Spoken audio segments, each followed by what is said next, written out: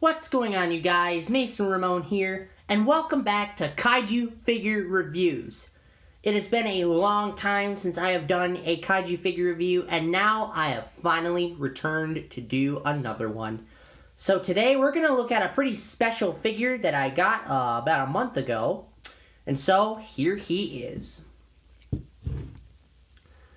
The NECA 1962 Godzilla. Now, to be honest, I'm actually very, very impressed by this figure, and now we're going to go into some depth. Now, starting off with the detail on this thing, my goodness, NECA did an highly amazing job on the detail of this figure. Just look at the depth of the detail on Godzilla. Now, you're probably kind of expecting a little more basic detail because he's Godzilla, but no, they actually took the time and gave the scales a lot of depth on the detail. Even the spines, they did an amazing job on the spines. The spines they're thick, they're textured, just, it's amazing. They even got the face right. Look at the face, it has that goofy charm to this Godzilla, and I don't know what else to say about it, but it's amazing. I like the detail on this thing. It is just spot on. Now, the paint job on the figure as well is actually quite spot on too. Okay, so as you can see, Godzilla's scales are like a charcoal gray. I did see a little bit of green in there, or maybe that's just me or the reflection of the screen. Of course, they made his eyes a yellowish color. Big and bold yellow with very, very big pupils that are pointing upwards. And he kind of looks like Kermit the Frog a little bit. Look at that. He looks a little bit like Kermit the Frog. A little bit though, but not a whole lot. Let me get the mouth here. They actually did a really nice job on the mouth too. The inside of the mouth is like this salmon pinkish color. The teeth are bleeding in just a little bit, but not a whole lot though, which is good. And it's like a brownish color rather than a bone white, which is actually quite nice. Godzilla's got cavities. The spines are a nice bone white.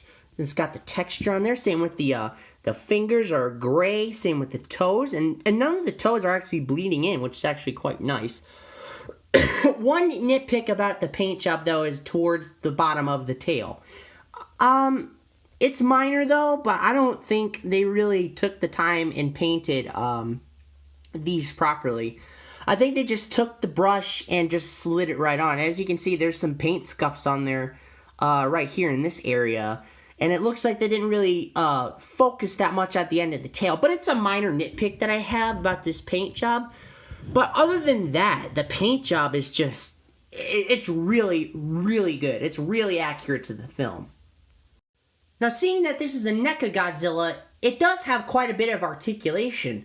But I've actually seen way more articulation than an ordinary NECA Godzilla. And I will show you. First, we have the head. It can go up this far and go down that far. And I can even tuck it back in just a little bit. So it can go like, I don't know. And it can go that far left, that far right. It's actually a pretty good range of articulation itself, even though it does leave some gaps. But they actually made some of the pieces out of this soft rubber, so then you won't have to worry about breaking the figure, which is actually pretty convenient. Let me see. The mouth can open up this far, and if you put it over to the side, it actually kind of droops. But I don't have much of a problem with that because it just gives it that Showa goofiness to him, in a way. But it's still quite nice. The neck, go that far down, that far up, and it can go 360 degrees. So you can have Godzilla go this far down, which is actually really far, even though there's gaps, but that's okay. Oh, and the head just came off because I bent it too far. There we go. And he can go this far up, which I think is okay. I think that's all right. Arms, They're kind of stiff, but they can go 360 degrees. And they're actually quite flat if you look at them, so it can resemble the suit, which actually I think is a pretty genius idea. Same with the other shoulder, they go 360.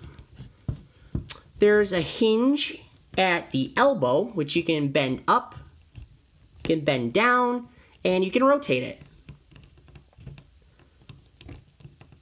And now the hands, they're on a hinge ball joint, which you can do this, and you can rotate it. And the fingers are also articulated too, but mine tend to pop off. So you have to be careful of how far you bend the fingers. I don't know if it's for everybody's figure, but so far mine likes to pop off. Anyway, moving on down to the legs. They can't exactly spread out, but when you rotate it upwards, which mine are kind of stiff, they can go out and up just a little bit because of these flaps here to resemble the suit, which is still kind of cool, but you can still get your stop motion a little bit. You can still get your stop motion just a little bit though, which isn't that big a deal. Excuse me. The knees can bend this far down. You can go that far up, and the foot can pivot just a little bit and rotate. The waist, it doesn't really move up and down like a whole lot, but it swivels just a little, but it can rotate just a little bit though. And the tail, which is actually quite interesting, the tail's actually pretty interesting, and I'll explain why. With most of their NECA Godzilla figures, they would put bendy wires at the end of the tail. Well, this is a different story. There are many ball joints in this. There's 1, 2, 3, 4, 5. There are 5 ball joints in this tail. And to be honest, I actually dig it. It's actually a really, really good range of motion for 5 ball joints in this tail. And look how far I can get it to bend. Look at that. That's how far I can get it to bend. With 5 ball joints, even though there's gaps here, but if you turn it at a different position, it will take those gaps away. And to be honest, getting the tail on the figure was a pain in the ass. So yeah, articulation on this thing is actually quite interesting, and I'm very happy that NECA decided to listen to us fans. So articulation on this guy is actually pretty decent. Moving on to some size comparisons, this particular Godzilla only fought one other monster. And I currently have him right now, but he's not the right incarnation, but I really don't care. Here he is. King Kong. Yep, there you go. The 2 monsters that fought it out in the 60s and are going to fight it again in 2020. Godzilla and King Kong. Now, I do like the look of this matchup. I did remember Godzilla was a tad bit bigger, but this is actually just fine. This is actually okay for a matchup like this. Godzilla does look bigger, and he does dwarf Kong just a little bit. But, you know what? This is actually just fine. I like the look of this. There they are. The 2 famous monsters of all time. The East versus the West. Who battled it out in the 60s are going to have a rematch in 2020. Godzilla versus Kong. And now I'm going to set him up with some other NECA Godzilla figures for some comparison. So first, here we have the NECA 2014 Godzilla. And as you can see, he's much smaller than 1962. And here we have the NECA GMK Godzilla, who's hunched over in almost the same size. So as you can see, I think NECA does a really good job making their Godzilla figures, to be honest. I really like their work, and I really like how they've been making their figures, even though some of them aren't as good as others, but I like it just as much as the other guys. So now just comparing to some other monsters just for shits and giggles, see what they look like. So here's the first one. Here he is with the SH Monster Arts Batra. Here he is with the Ultra Act Red King. SH Monster Arts Mecha Godzilla 1974. DX Spark Doll Tyrant. The Revoltech Baragon. And the SH Figure Arts Gamora. This is probably the greatest fan-made kaiju rivalry of all time. Now you guys are probably curious, how rare is this guy? Well, in fact, this isn't even actually rare at all. This thing literally came out just a couple of months ago. I got this thing at my local comic book shop for about $27, $28. And to be honest, I am not disappointed at all. This thing is very, very easy to find. It's made by NECA, an American company, and you can get them for a very cheap price. So yeah, this thing is actually quite hot.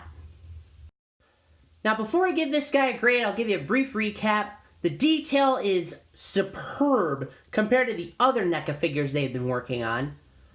The paint job is actually really, really good, even though the tail needs some work. The articulation's quite interesting too, even though the legs, the thighs aren't really that movable because of the way they sculpted it. And the size comparison is actually really interesting, and he's actually really common and quite cheap. So in the end, I'm going to give NECA 1962 Godzilla a 9 out of 10. A 9 because of the minor tail paint job flaw and the thigh articulation, and that's about it. Overall, this is a great figure to have in your collection. And so that's it. I hope you guys enjoyed this Kaiju figure review. Thank you for watching. Leave a like, leave a comment below of what you want to see me review next. Hit subscribe and hit the notification bell to get all notifications on my channel. And so that's it. I hope you enjoyed this video. I will see you guys later.